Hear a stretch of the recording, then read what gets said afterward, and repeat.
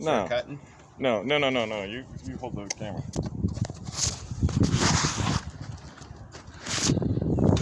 Yeah, we'll do portrait. Yeah, just keep it on one, and then you don't need to worry too much about anything other than just keeping it kind of level. Don't move it too much. Basically. Okay.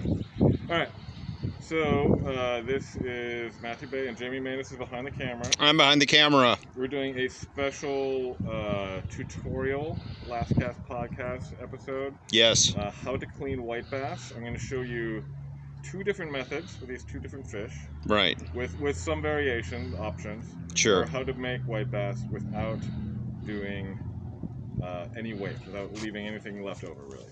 Mm. So first I'm going to go ahead and I'm going to wash these off. You'll notice that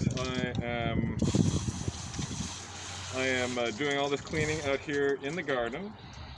This way, if there's any little bits of spray or leftover bits of scale, it'll just go into the garden and I won't get any complaints.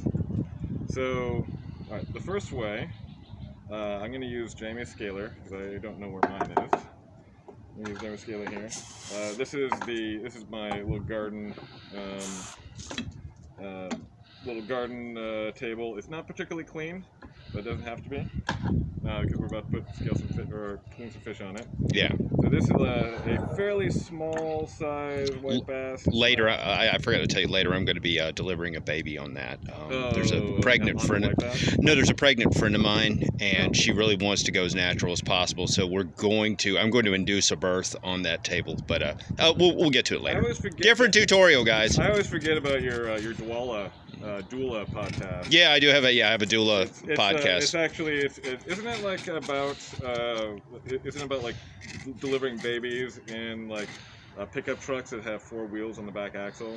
Yeah. The dually. The doula. Yeah. Well, yeah. I found out there was a guy in Oklahoma who was already doing that. So then I went the other way, the death doula. Ooh. But a lot of people, they don't like to where I would drive death with babies. I would drive to a person who was a death's door and help the family and guide the person into it. But you know what? Into the afterlife. But it was a bummer. I got kind of sad when I was doing that. So now I'm back to straight up doula work, and it's not anything related to a vehicle. And yeah. So she's gonna we're gonna do it later. But first, cleaning fish. Do it. That's right. So first, we're gonna clean some fish. All right. So this is the most efficient way to eat a fish. This is the way Jamie does it more often than anything else, right? Like yeah, I kind of call this Chinese restaurant style because that was the first time I had fish this way. There was an old for any OG Austin people, there was a great seafood restaurant in Austin called TNS Seafood, where there were fish swimming around in the tank, and you would say, "I want that one," and then they would get it for you, kill it, and then they would put it in a kind of one of those silver chafing dishes with a little canned heat underneath it, and it would slowly sort of cook it whole fish, and you just sort of it was real simply prepared with scallions and garlic, and you just eat it right off eat the whole thing head on. Okay. Yeah. Well, yeah. It definitely fish tastes better head on. This one is small enough you could probably fry it. Sure. Fry it, you usually would want to usually before just cooking, give it like a couple of rub some salt and pepper into that. Olive oil it. That's all you need to do. Yeah, give yourself some pretty good fish that way. So good. Now, frequently you will have people who don't like to eat fish with the head and eyeballs on it. Yes. Those people probably not my friends. Hey. Sometimes you can't educate people. I get it. Right. So we're gonna do the fillet style. Right. As well. So you're gonna do fillet, or is this fillet with half shell? This is gonna be the fillet and the half shell. Okay. Thanks right. for leading me into that. Sure. So you can do the fillet a few different ways. So I'm going to basically cut off this part of the meat. Yes. Right here. Yes. Like there's two per fish. like around the vertical plane, there's a bunch of spine and ribs and the little bits of bone. Right. If you cut around it, you can take up the swimming muscle. The important thing too, let's look at the tools here. Hold up those fillet knives. You want actual fillet knives which have a very thin, sharp blade. Keep your tools really sharp because that's actually a lot safer. Don't cut with a dull knife. Take it from me. Keep your knife really sharp. A sharp knife is a safe knife. And this way we're going to show you is probably the most easiest. You don't gut it. You just take the fillet off, leave the scales on. I think this is okay. My personal preference for filleting: scale it and fillet it. Yeah. Because I like to eat the skin, but not everybody does. Yeah. There's a couple of different. Right. So there's a couple of different ways of dealing with the skin and scale. Sure. You can scale it and then eat the skin with the fillet meat. Correct. Or what we're going to be doing is we're going to be leaving the skin and the scale on. Right. And grilling it, and that way the scale protects the meat a little bit, so you're less likely to overcook it. Correct. Yeah. Or char it. It's kind of nice. And then the other way is basically to cut off the fillet. Yeah. I think I'll since we already kind of did like one halfway thing here, I'll do the first one half shell style with the scale on, and then one I'll take the scale. Okay, that sounds great. Skin off. That'll give you 3 ways to prepare fish. Yeah. In this little video here, this little tutorial. And so I don't usually use like a head clamp because I tend to flip the fish around in different directions depending on how I am cutting it. So gloves are a nice idea too. There's some work gloves for you. So anyway. Or I just tuck my fingers out of the way. Yeah. And usually don't cut the thing when I have fingers. Sure. But I still have fingers. You'll notice. Yeah. So count to 10 all day long. I usually start back here by the second dorsal fin. Okay. I think that's the caudal fin. Sure. And then I have the blade pointing away from the fish. Right. Tip pointing in, cutting edge pointing out. Okay. This helps with rough fish a little bit more because if you're cutting like this, you're cutting into the scales. This way, the first cut is basically going to flip off a couple of the scales, make a little hole from the tip, and then when I go in like this unzips all the scales. I don't have to worry about cutting against the scales and basically having it on the side. So now I can kind of cut along. You can't really see it, but like where the fin is, there's also like some spine bones, and you can just like cut all the way down the spine bones. You'll feel them with the knife. And and right now I can feel at the very tip of the knife. There's a little thump, thump, thump, thump. Right. As it touches the ribs. Right. The ribs are the part where the plane of the spine is broken. Right. And then down the bottom part here, I'll cut all the way through.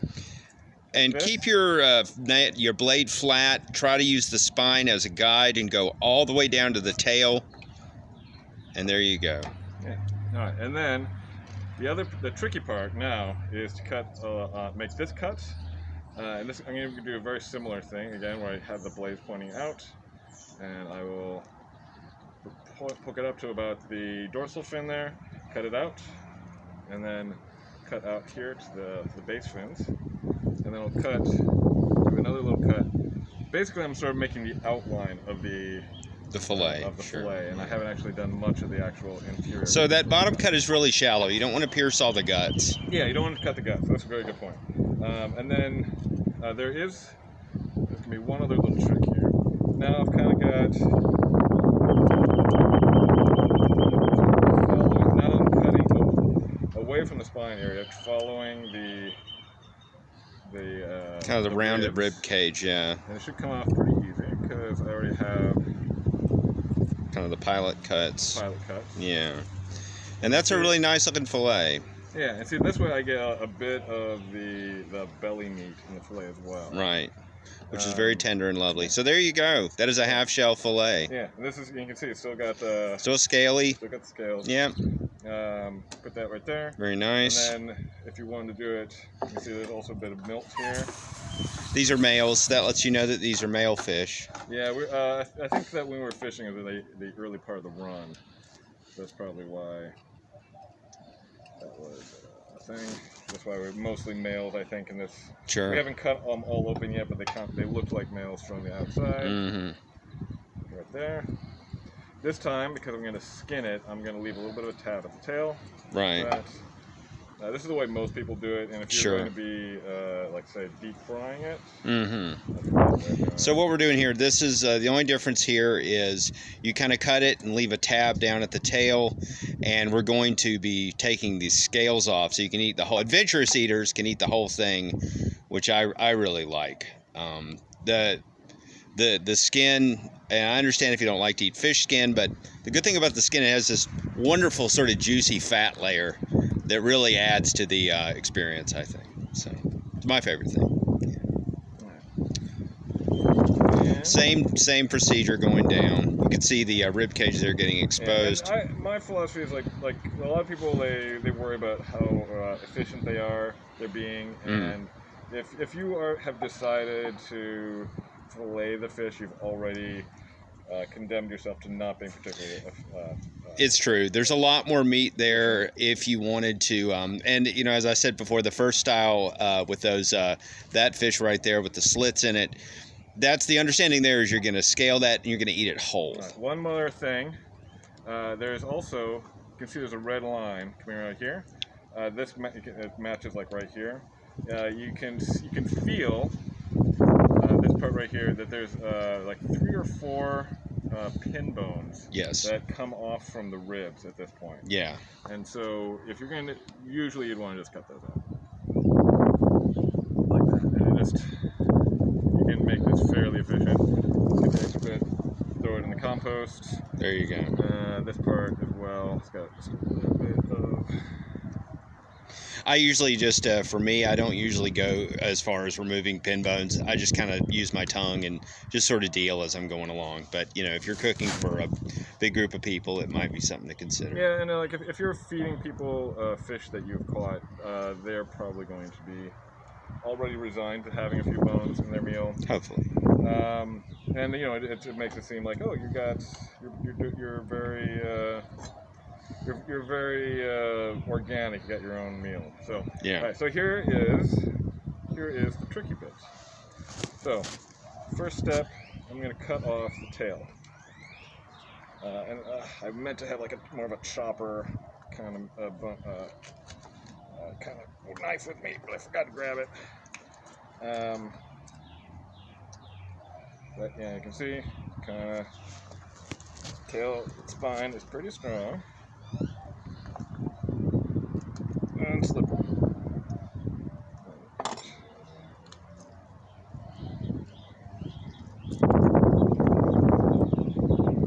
Put this in that pile. This is the part that they don't teach you.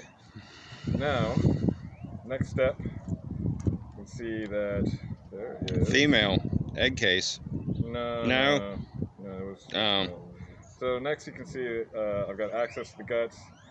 I'm gonna actually just go ahead and I'm gonna ignore that for now. Actually, I'm gonna put my thumb here, and I'm going to break the fish in half. Now I've got spine is kind of tough here. Okay, there we go. I now have 2 pieces. It's like most of the guts came out of this piece. This is basically all the parts that I missed in the fillet. Put that in a separate pile. I'm going to make a second cut right here at the throat. Frequently, I will have already made this cut because I let the fish bleed out in the cooler. And then I'm left here with the collar cut. The collar cut is frequently thrown away. Let's keep that right here. I'm going to take peel apart the bits of the head.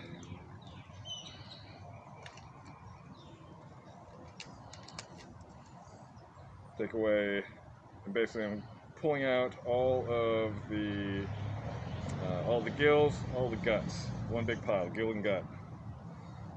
putting the head in this pile, gill and gut into the compost. Now, so here's the parts that we got. We got the fillet with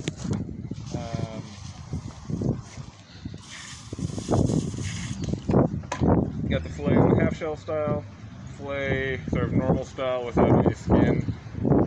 This is going to go into the stock pot to make fish stock, or it would if I didn't already have a million gallons of stuff already. And this part here, this can be baked, and then if you separate out the fins and the bones, you can pick out probably about a tablespoon of meat. Sure. Of this, and you can use that to make a Thai dish called lap.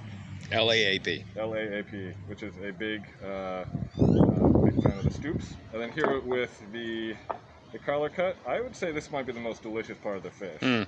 I can't believe I've been throwing it away all this time.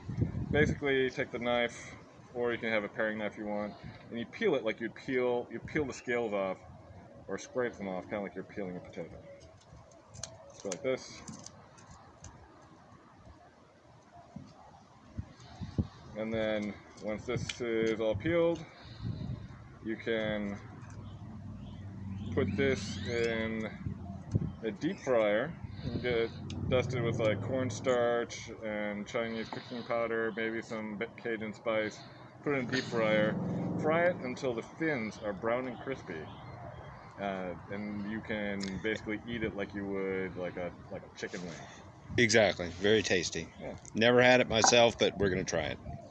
I think, is that it? I think that's it. That's all the ways you can prepare fish. So, yeah, this is, I have not been on one of these, or maybe I have been on one of these Last Cast podcast, YouTube, this is the first one. Really. Episodes. Oh, okay. This is the first one. So you're hearing me as a disembodied voice, but I'm a real guy. He's too good to be real. Yeah. You wouldn't believe it. If you knew what this guy was, you'd be like, he's not. That's clearly somebody's feverish fantasy. That's the guy. That's the chiseled Adonis. That is the other half of the Last Cast podcast. For sure. I don't believe it. So, anyway, this is how to clean white bass. Yes. So that there's no waste. Look at that. And we're never going home. We're never going home. Hopefully I was recording. Oh, it was. Okay. Here, I can't stop it.